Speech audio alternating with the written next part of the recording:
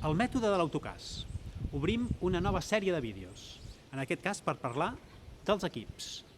Per què ho fem? Doncs perquè l'equip és un dels espais habituals de desplegament de les persones.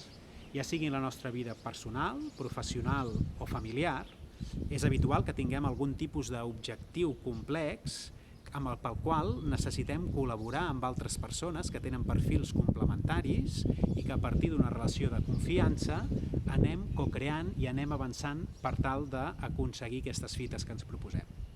Sí. El fet és que perquè els equips funcionin és interessant que hi hagi una complementarietat i per això el que farem en aquesta sèrie de vídeos és identificar diferents rols que s'han de desplegar per tal que els equips funcionin de manera efectiva. Aquests rols, d'entrada, s'ubiquen en tres eixos. Hi ha un eix que és el de l'acció, el de l'aconseguir, el de perseguir el resultat. I aquí hi ha diferents rols que ajuden a empènyer en aquesta direcció.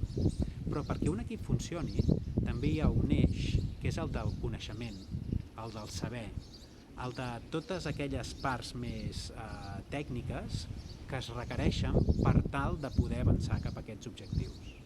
I finalment hi ha un tercer eix, que és el de la connexió, el de la relació, el que permet que l'equip estigui cohesionat, que l'equip es pugui comunicar de manera efectiva i per tant es pugui avançar en aquesta direcció.